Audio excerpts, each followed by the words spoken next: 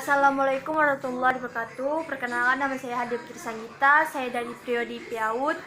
Nah, di sini saya akan menjelaskan tentang sejarah peradaban Islam yang tokohnya bernama Wasil bin Adha.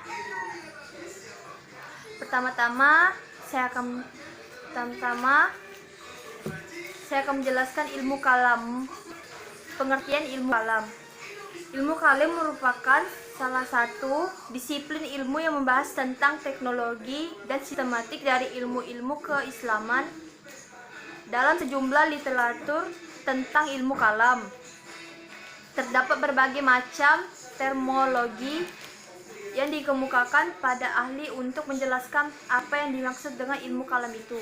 Nah, di sini ada yang tahu apa itu ilmu kalam? Ilmu kalam tadi yang saya jelaskan tadi ya. Nah, seperti dikemukakan oleh Zurqani Jahja dalam buku yang berjudul Teknologi Al-Ghazali. Pendekatan metodologi pada tahun 1996. Ia menyebut para tokoh dan pemikir di bidang akidah Islam yang dijulukan para pemikir perintis. Sebelum julukan ilmu kalam muncul, predikat pemikiran perintis oleh Jahja dipergunakan untuk menunjuk sejumlah tokoh yang di bidang akidah Islam yang berhasil menunjukkan prestasi pemikiran pada masa dinasti Umayyah pada tahun 132 Hijriah atau pada Masehinya 750, yang kemudian memberikan pengaruh terhadap para pemimpin sistematik dalam aliran-aliran kalam.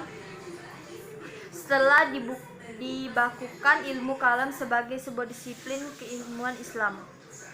Salah satu disiplin ilmu dalam ajaran Islam itu dalam ilmu kalam baru lahir pada abad ke-2 Hijriah.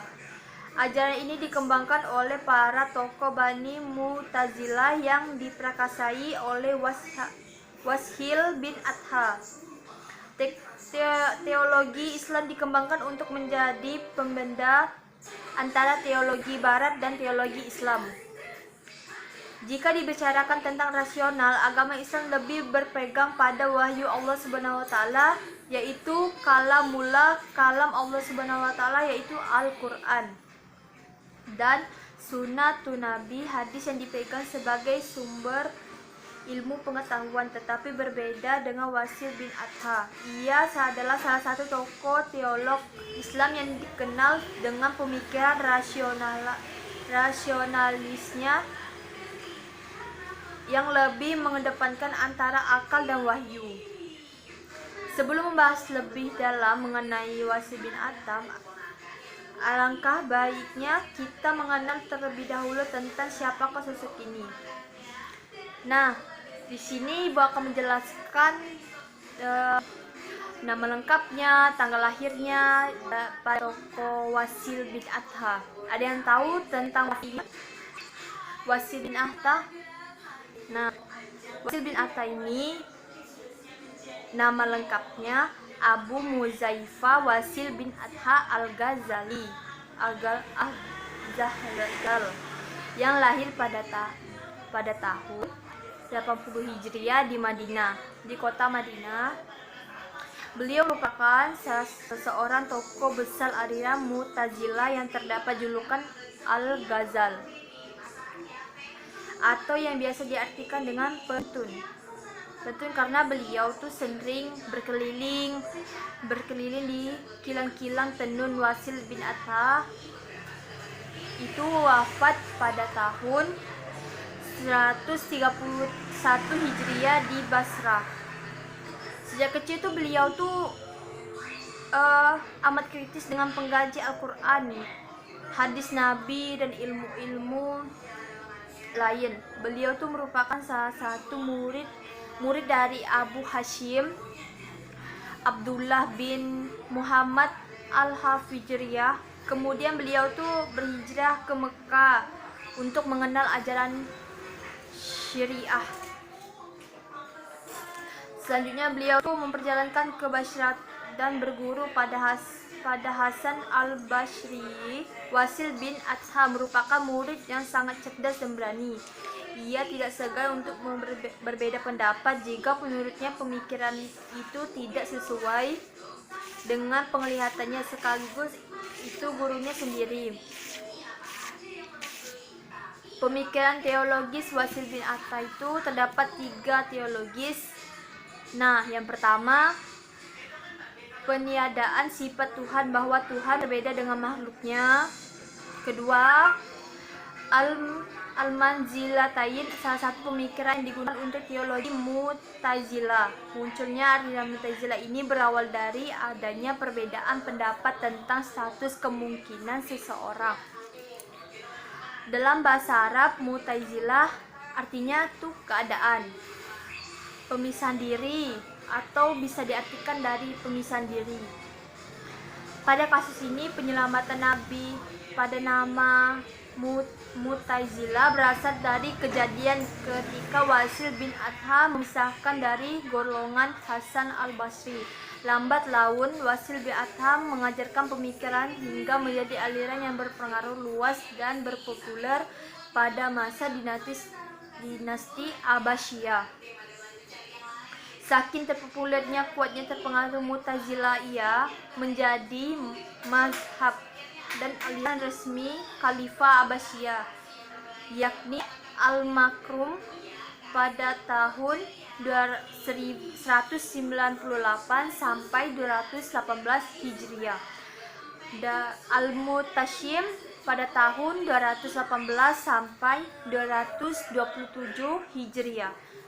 Al-Mutasim dari 227 sampai 230 Hijriah dan berakhir pada masa Al-Mutawakil 234 Hijriah. Teori Wasil bin Adha ini soal Tuhan dan sifat-sifatnya didasarkan pada Al-Quran, yaitu sifat-sifatnya seperti pada surah Al-Syura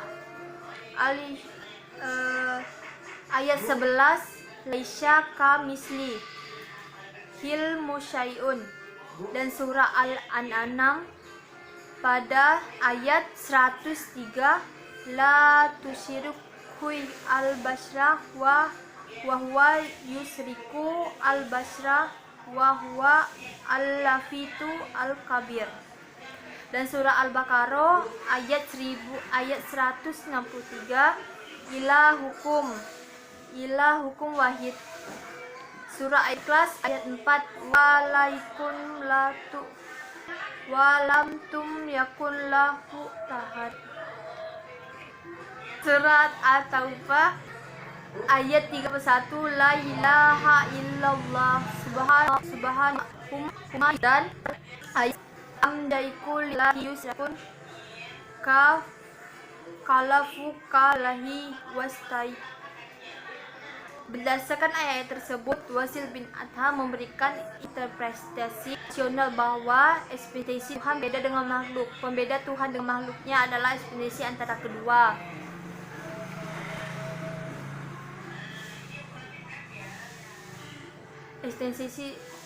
Esensi Tuhan yang bersifat imateri dan tidak tersusun dari substansi, ekstensi, dan anasir lainnya, sedangkan makhluk tersusun dari hal tersebut. Pemikiran Wasil bin Adha tentang peniadaan sifat Tuhan adalah terdapat zat dan sifat yang merupakan dua unsur yang tidak dapat dipisahkan. Seandainya Tuhan diberikan sifat yang mempunyai wujud terdiri dari kemudian melekat pada esensinya yang kadim, maka dari sifat itu kadim sehingga akan membawa kepada adanya dua Tuhan atau syirik. Oleh karena itu, sifat Tuhan tidak terwujud dari luar eksistensi. Kesempurnaan Tuhan bukan karena sifat-sifatnya, tetapi disebabkan esensinya atau hal keadaan esensi. Di Maha Kuasa dengan kekuasaan, dan kekuasaan adalah esensinya. Kedua, teori Wasil bin Adha soal takdir. Wasil bin Adha memberikan interpretasi bahwa manusia mempunyai daya kehendak dan otoritas dalam menentukan perbuatan. Tuhan memberikan daya yang efektif kepada manusia agar dapat melaksanakan syariatnya. Kalau manusia tidak mempunyai daya yang efektif, maka beban yang disia-sia sebab tidak dapat terlaksanakan. Segala sesuatu yang terwujud diketahui dan ditetapkan sesuai dengan aturan masing-masing.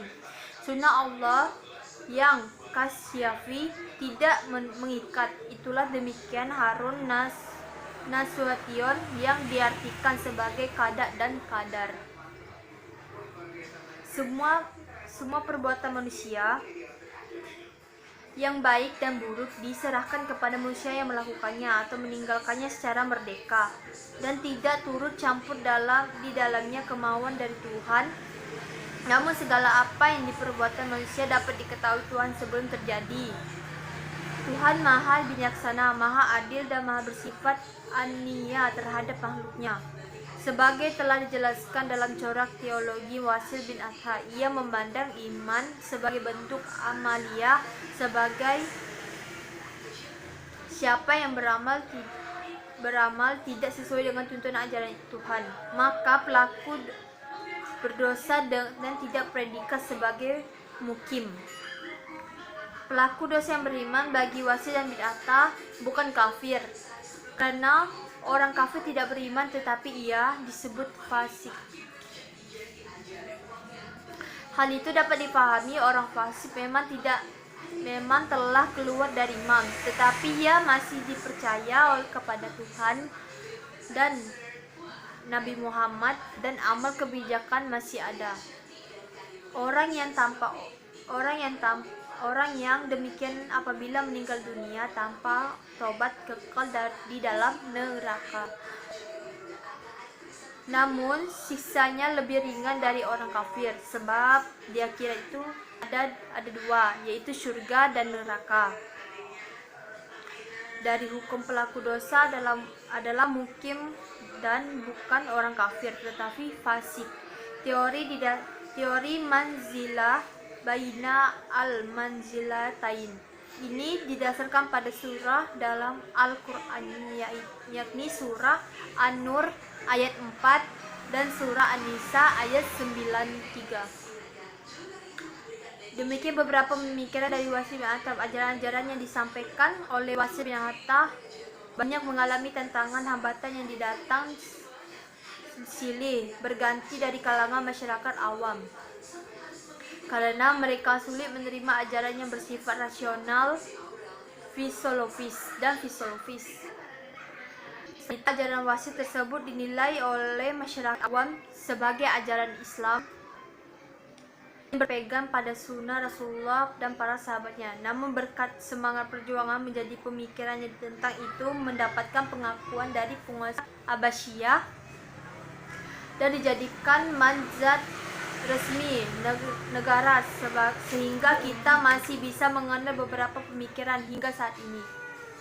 Demikian dari penjelasan saya tentang sejarah peradaban Islam pada tokoh Wasil bin Atta. Selesai. Sekian, terima kasih. Assalamualaikum warahmatullahi wabarakatuh.